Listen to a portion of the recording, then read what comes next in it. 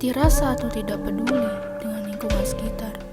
Merasa lelah yang signifikan, sering marah dan sensitif, merasa putus asa dan tak berdaya, sering merasa bingung, khawatir, atau takut, memiliki pikiran untuk bunuh diri, perubahan suasana hati yang drastis, sering merasa bingung atau takut memiliki pengalaman buruk.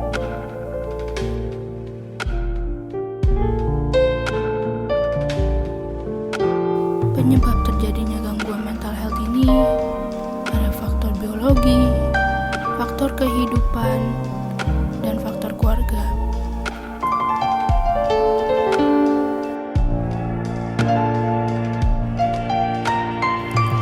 Kesehatan mental yang baik adalah kondisi ketika batin kita berada dalam keadaan tentram dan tenang, sehingga memungkinkan kita untuk menikmati hidup sehari-hari dan menghargai orang lain di sekitar kita.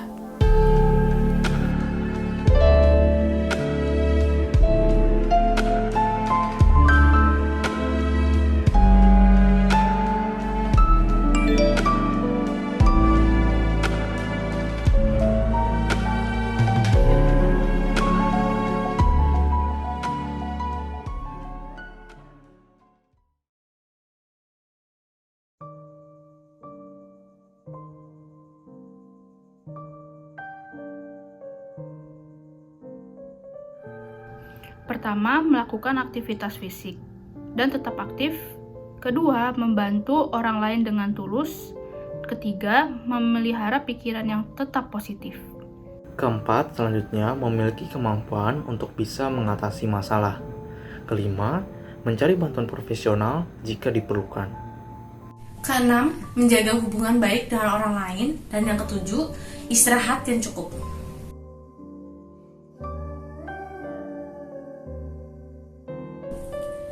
Psikoterapi. Psikoterapi merupakan terapi berbicara yang memberikan media yang aman untuk pengidap dalam mengungkapkan perasaan dan meminta saran. Psikiater akan memberikan bantuan dengan membimbing pengidap dalam mengontrol perasaannya mereka. Psikiater beserta perawatan dengan menggunakan obat-obatan merupakan cara yang paling efektif untuk mengobati penyakit mental. Pemberian obat-obatan untuk mengobati penyakit mental umumnya bertujuan untuk mengubah senyawa kimia otak yang di otak. Obat-obatan ini umumnya dikombinasikan dengan psikoterapi untuk hasil pengobatan yang lebih efektif. Yang ketiga, rawat inap. Rawat inap diperlukan jika pengidap memerlukan pemantauan yang ketat terhadap gejala-gejala penyakit yang dialaminya atau terdapat kegawat daruratan di bidang psikiatri, misalnya percobaan bunuh diri. Yang keempat, support group. Support group umumnya beranggotakan pengidap penyakit mental yang sejenis atau yang sudah dapat mengendalikan emosinya dengan baik. Mereka berkumpul untuk berbagi pengalaman dan membimbing satu sama lain menuju pemulihan. Yang kelima, stimulasi otak. Stimulasi otak berupa terapi elektrokonvulsif, stimulasi magnetik transkranial, pengobatan eksperimental yang disebut stimulasi otak dalam, dan stimulasi saraf vagus. Yang keenam, pengobatan terhadap penyalahgunaan zat. Pengobatan ini dilakukan pada pengidap penyakit mental yang disebabkan oleh tergantungan atau ketergantungan akibat penyalahgunaan zat terlarang.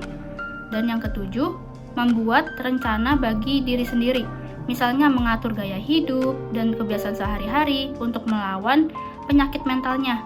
Rencana ini juga bertujuan untuk membantu kesehatan, membantu proses pemulihan, dan juga mengenali pemicu atau tanda-tanda peringatan penyakit.